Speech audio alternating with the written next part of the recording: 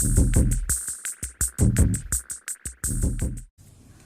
Assalamualaikum warahmatullahi wabarakatuh. Perkenalkan, nama saya Rana Salsabila, biasa dipanggil Rana. Saya berasal dari instansi Universitas Erlangga, Surabaya. Di sini saya akan memaparkan mengenai Project Based Learning yang mengambil topik negara hukum dan hak asasi manusia dengan judul pentingnya kebijakan pemerintah mengenai protokol kesehatan. Saat ini dunia sedang terkena dampak virus corona jenis baru. Menurut WHO, pada tahun 2020, penyakit coronavirus adalah infeksi saluran pernafasan yang disebabkan oleh coronavirus yang muncul dan pertama kali dikenali di Wuhan pada bulan Desember 2019. Pengurutan genetika virus ini mengidentifikasikan bahwa virus ini berjenis beta coronavirus yang terkait erat dengan virus SARS. Pada 16 Januari 2021, pemerintah Republik Indonesia telah melaporkan 869.600 orang dengan COVID-19 yang dikonfirmasi. Ada 25.246 kematian terkait COVID-19 yang dilaporkan dan 711.205 pasien yang telah pulih dari penyakit tersebut. WHO bekerja sama dengan pemerintah Indonesia untuk memantau situasi dan mencegah penyebaran penyakit lebih lanjut. Pemerintah mengumumkan secara resmi kasus COVID-19 pertama kali di Indonesia pada tanggal 2 Maret 2020. Dua warga Indonesia yang positif mengatakan bahwa melakukan kontak langsung dengan warga negara Jepang yang sedang berkunjung di Indonesia. Tanggal 11 Maret 2020, untuk pertama kalinya ada kasus meninggal diakibatkan karena virus corona tersebut. Korban yang meninggal adalah pria berusia 59 tahun, warga asal Solo. Diketahui dia tertular setelah menghadiri seminar di Bogor pada bulan Februari. Penyebaran virus corona di Indonesia ini tersebar di 34 provinsi di Indonesia.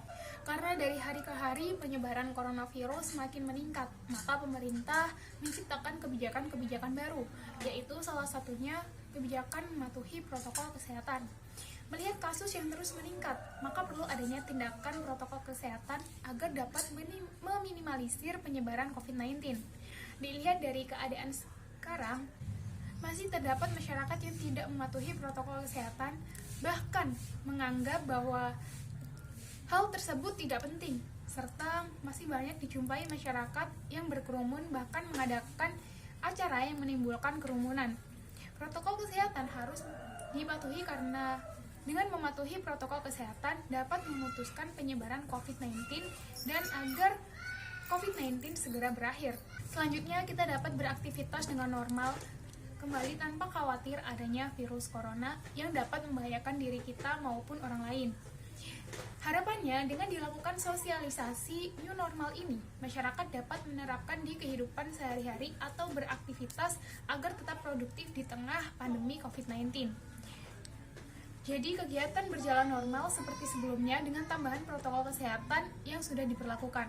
Segala aktivitas dapat dilakukan di luar rumah dengan tetap mematuhi protokol kesehatan yang telah diatur oleh pemerintah, yaitu memakai masker bila keluar rumah, sering mencuci tangan pakai sabun, dan tetap menjaga jarak, serta menghindari kerumunan orang untuk mencegah penularan COVID-19.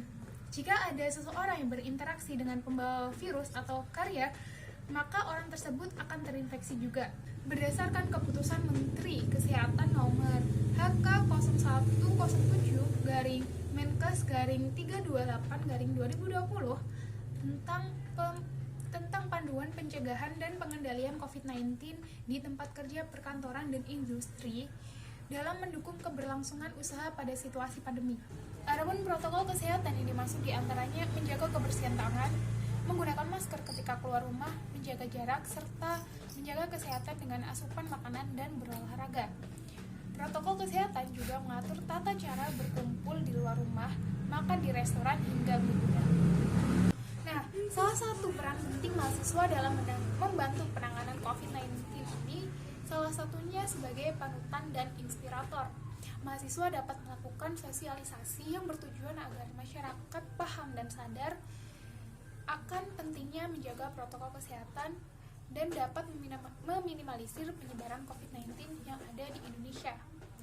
Mahasiswa juga dapat melakukan kegiatan untuk mendukung kebijakan tersebut, contohnya mengadakan berbagi masker serta hand sanitizer, dan memberikan contoh bagi masyarakat mengenai perilaku yang baik dalam menanggapi kebijakan tersebut.